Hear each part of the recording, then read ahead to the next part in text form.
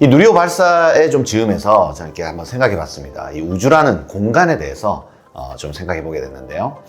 이 시간이 천문학이나 천체 물리학 시간은 아니지만 우주와 또 이 사람에 대해서 한번 이야기해 볼 수 있는 재미있는 주제가 있습니다. 바로 사람은 변할 수 있는가 또는 그렇지 않은가 하는 것입니다.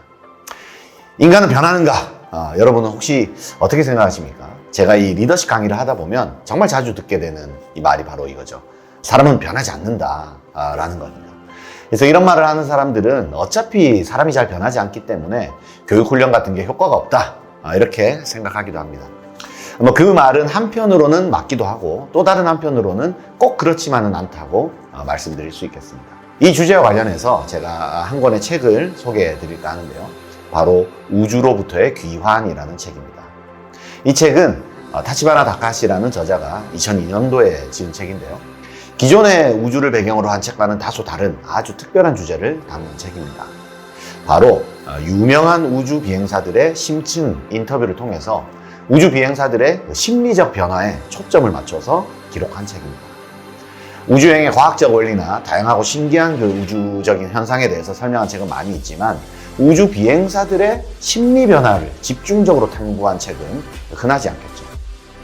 이 책에는요, 유지 서넌, 제럴드 카, 아폴로 14호의 그 에드가 미첼 등의 60년대, 70년대 1세대 우주 비행사들의 인터뷰를 담고 있습니다. 당시의 그 우주 비행 기술은 현대에 비해서는 매우 부족했습니다. 닐 암스트롱이 아폴로 11호를 타고 달에 처음으로 착륙했던 시기에 나사 전체의 컴퓨터 기술을 다 합쳐도 오늘날의 아이폰 한 대 수준이 안 된다고 하지 않습니까? 히든 피겨스라는 그 당시에 나사를 배경으로 한 영화가 있습니다. 이 영화를 보면 우주 비행을 성공시키기 위해서 수많은 수학자, 과학자들이 종이에 수기로 써가면서 궤도를 계산하는 그런 장면들이 나옵니다.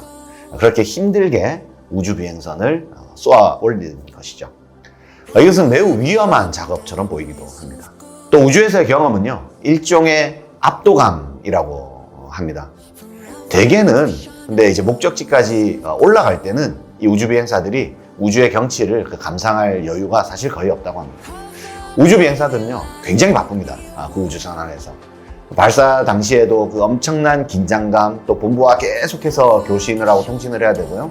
그리고 또 우주선에 올라갈 때 고도나 궤도를 체크하고 또 굉장히 이런 작업들을 하느라 정신이 없다고 해요.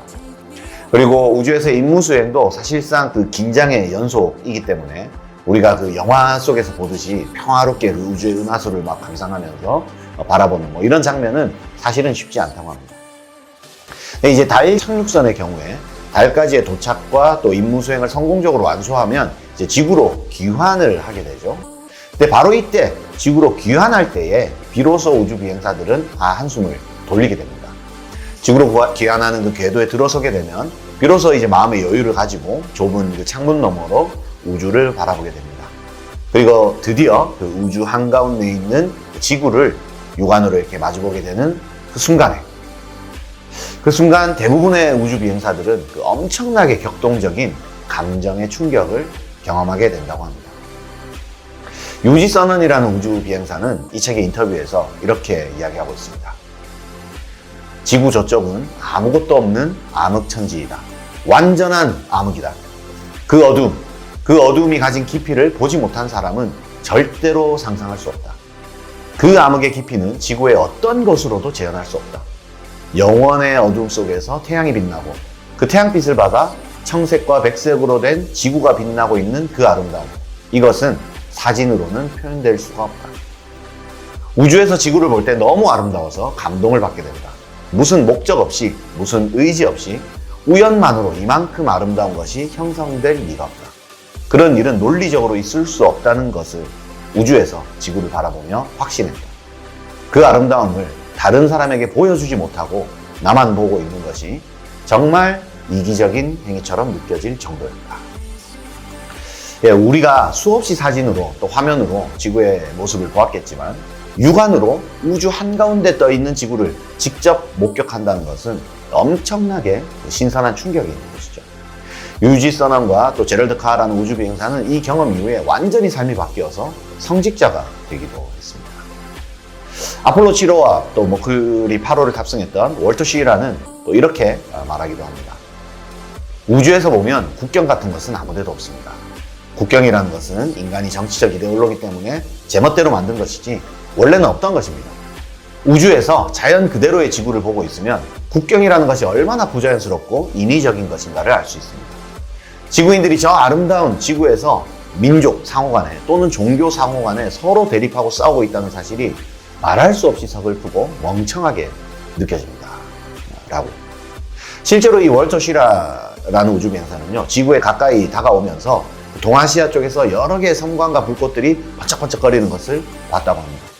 바로 베트남 전쟁에서의 폭발 상황을 우주에서 이렇게 바라보는 것이죠. 이 장면을 본 월터 시라는 정말 큰 그 충격과 일종의 허탈감을 느끼고요. 반전 평화주의자가 되는 것입니다. 저 끝없는 그 무한의 어둠만이 가득한 우주 한번 상상해 보십시오. 거기서 지구라는 너무나 아름다운 별을 이 육안으로 관찰하는 경험. 그리고 그 지구에서도요, 만지면 탁 터질 것 같은 지구의 그 표면, 그 지표에만 우리 생명이 표면에 존재하고 있다는 것이죠. 이 사실을 두 눈으로 직접 목격하는 것은 정말로 경이로운 경험일 것입니다. 이러한 경험을 한 사람들은 이전과 같은 삶을 살 수가 없다고 합니다.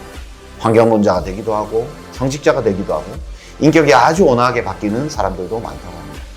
그리고 어떤 사람들은 반대로 멘탈이 붕괴되는 경험을 하기도 한다고 합니다. 우주 여행 이후에 삶이 아예 망가지는 사람들도 간혹 있었다고 합니다.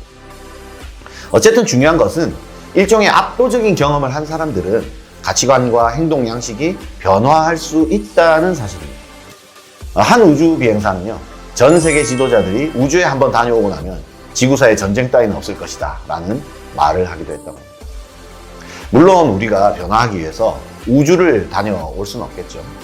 하지만 분명한 것은 사람이 바뀔 수 있다는 것이고, 그리고 그것은 어떻게 인식의 전환의 계기를 만드는가, 이 문제라는 것이죠.